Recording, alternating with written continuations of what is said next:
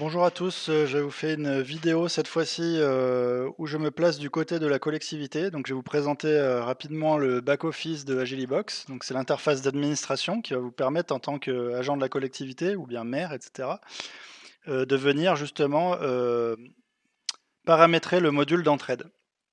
Donc là, ce qu'il faut savoir, c'est qu'Agilibox, nous, on est une solution digitale qui permet, d'accélérer la transformation digitale justement des entreprises et des collectivités. Donc en fait, on fonctionne par module, donc on a différents modules que l'on peut activer. Et là, dans notre exemple, on va voir l'activation du module site web avec notamment à l'intérieur du module site web le module Entraide qui a été activé. Donc là, si je vais sur la page site internet et que je vais sur le module actif Entraide, donc c'est ce qu'auront accès chacune des collectivités pour pouvoir administrer le module, vous allez pouvoir ici paramétrer pas mal de choses. Donc savoir si vous voulez afficher les demandes d'entraide ou pas.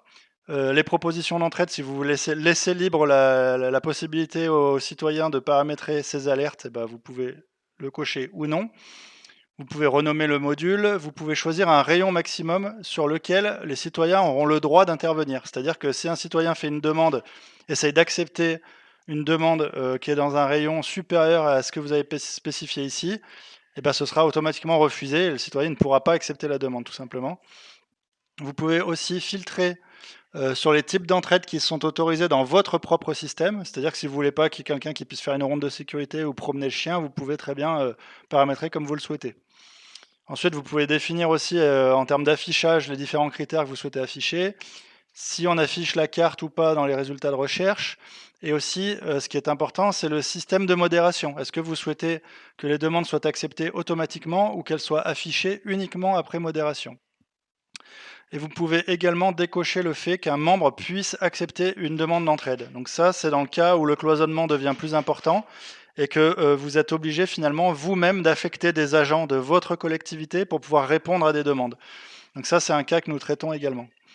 Donc si c'est le cas, et d'ailleurs, eh ben, vous pouvez accéder ici dans l'onglet demande à venir aux différentes demandes qui sont en cours. Donc là, on retrouve par exemple, je recherche une personne capable de promener mon chien le midi.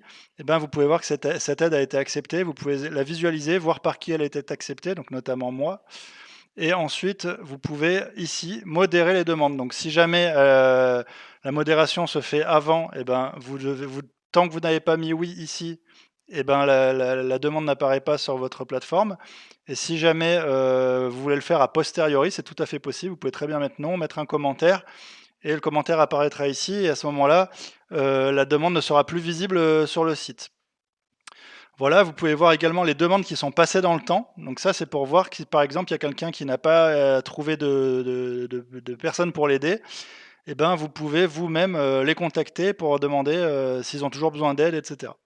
Voilà, les autres menus, je ne vais pas vous en parler parce que c'est plus des problèmes d'affichage et de paramétrage du module en lui-même. Donc voilà, j'espère que cette petite explication vous éclairera un peu sur l'utilisation du module d'entraide d'Agilibox. Je vous remercie.